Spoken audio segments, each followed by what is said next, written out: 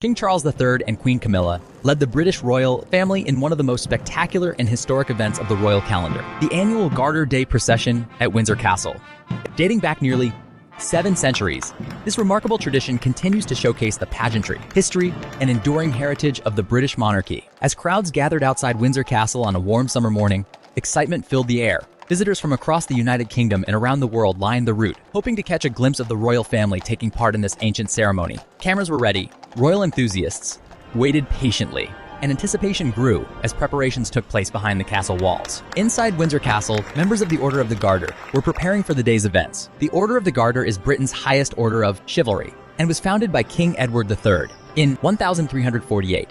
Membership is one of the greatest honors in the country, awarded personally by the monarch to individuals who have made exceptional contributions to public life and national service. As the ceremony approached, members changed into their magnificent ceremonial attire. Deep blue velvet robes, gleaming insignia, and traditional feathered hats created a striking display of royal tradition. These garments have become one of the most recognizable symbols of Garter Day and connect today's ceremony with centuries of royal history.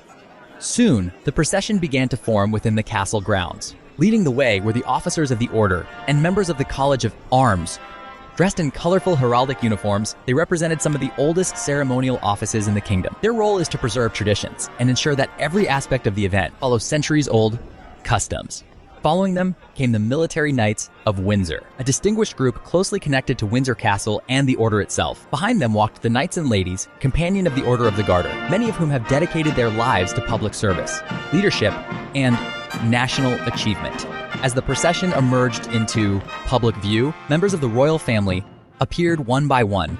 Prince Edward, Duke of Edinburgh, attracted warm applause as he walked proudly in his ceremonial robes. His participation reflected his growing role within the monarchy and his continued support of royal duties. Soon after came Princess Anne, the Princess Royal, known for her tireless work ethic and dedication to public service. She received an enthusiastic welcome from the crowds.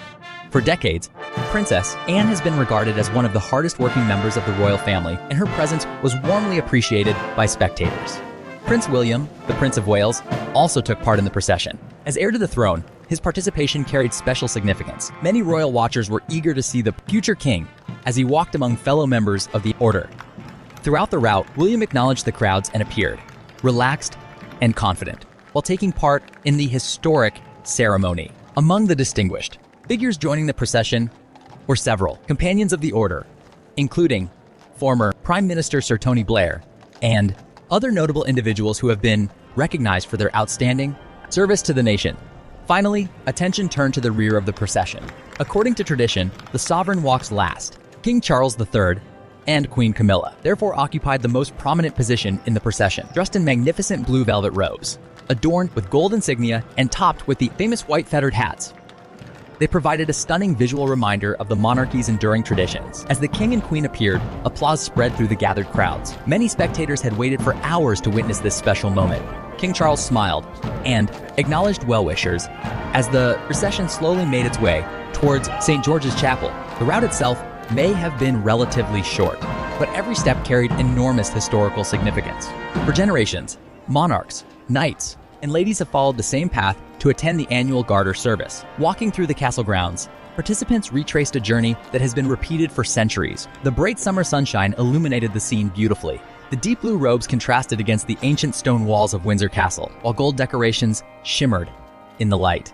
White ostrich plumes gently swayed as members of the order advanced towards the chapel. Eventually, the procession arrived at St. George's Chapel, one of the most important royal buildings in Britain and the spiritual home of the Order of the Garter. One by one, members climbed the chapel steps and entered for the religious service. King Charles and Queen Camilla entered last, bringing the public portion of the procession to a close.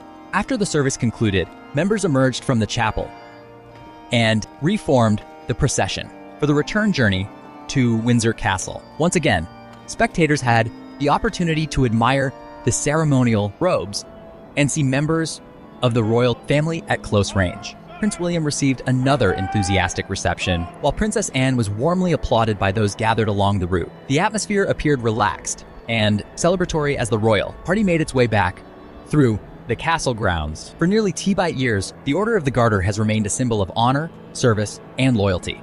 And as King Charles III led this year's procession, he continued a tradition that links the modern monarchy with centuries of British history.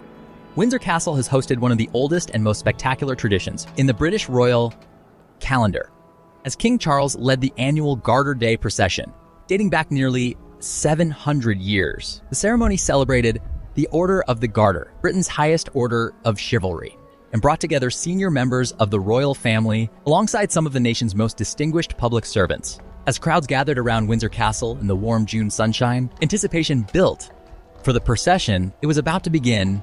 The day's events had begun behind closed doors. Inside Windsor Castle, members of the order spent the morning attending official engagements before changing into traditional robes associated with Garter Day as preparations were completed. The procession gradually formed within the castle grounds. Leading the way were the officers of the order and members of the College of Arms, dressed in colorful heraldic tabards displaying the royal arms. These officials played an important ceremonial role and helped preserve many of the ancient traditions connected to the order. Behind them came the Military Knights of Windsor, a historic group closely associated with Windsor Castle and the order itself. Following them were the Knights and Ladies Companion of the Order of the Garter. As the procession emerged into public view, familiar members of the royal family began appearing along the route. Among those taking part was Prince Edward, Duke of Edinburgh, dressed in the order's distinctive dark blue velvet robes and ceremonial hat, adorned with white ostrich plumes. Not far behind him walked Princess Anne, the Princess Royal, whose decades of public service had made her one of the most respected members of the royal family. Prince William, the Prince of Wales, also took part in the procession as heir to the throne. His participation attracted considerable attention from royal watchers gathered at Windsor. Walking among the royal party were fellow companions of the order, including former Prime Minister Sir Tony Blair, and a number of distinguished figures who have been recognized for their service to public life. Attention eventually turned to the rear of the procession. According to tradition, the sovereign walked last. King Charles and Queen Camilla therefore brought the procession to its ceremonial conclusion. Both were dressed in the magnificent blue velvet robes of the order, complete with gold insignia and the famous white feathered hats worn on Garter Day.